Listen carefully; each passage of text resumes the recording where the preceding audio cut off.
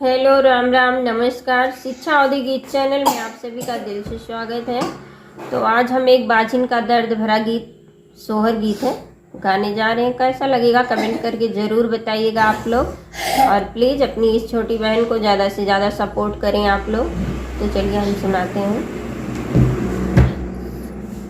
सासू बोले निस दिन बोलिया ननद तनवा मारई हो, बहिनी कावने का रमवा से चूक्यों ललन नहीं पायऊ हो, बहिनी कावने का रमवा से चूक्यों ललन नहीं पायऊ हो। पेड़वा पे बोल सुगनवा मधुर बोलिया बोलई हो, रानी मात पिता कगरियायु करमवा से चूकियू हो, रानी मात पिता कगरियायु करमवा से चूकियू हो। किहलू ना सासु के सेवा जेठनिया से झगड़ियू हो, रानी दुअरा से लौटयू घरिया ललन कैसे पैबू हो, रानी दुअरा से लौट बिखरिया ललन कैसे पैबू हो।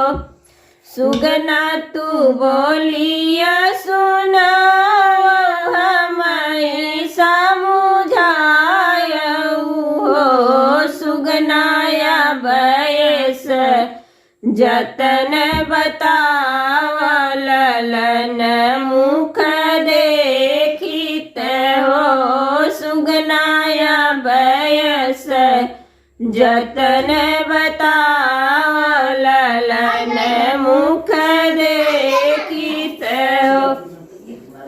नीति उठी भोर नहाऊ सूरज पैया लागियू हो, रानी भूखे का भोजन करायू ललन मुख देखऊ हो, रानी भूखे का भोजन करायू ललन मुख देखियू हो।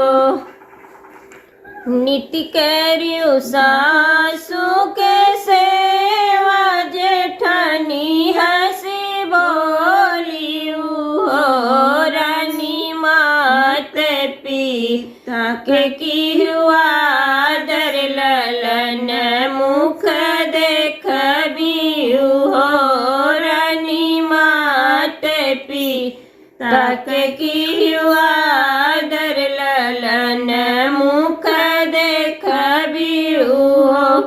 मनी रानी सुगना बचनिया सूरज पैया लागी हो, रामा हरि के भरत तवार ललन मुख देखई हो, रामा रही के भरत तवार ललन मुख देखई हो।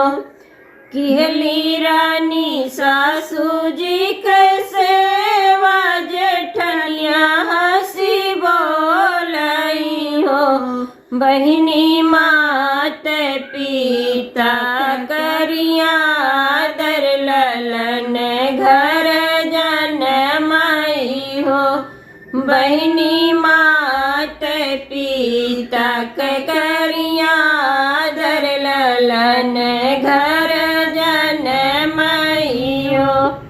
प्रेम से बाज बधैया उठाई घर सोहर हो, रानी छूटी गए बाझिनिया का नामा बाझिने घर सोहर हो। रानी छूटी गए बाझिनिया का नामा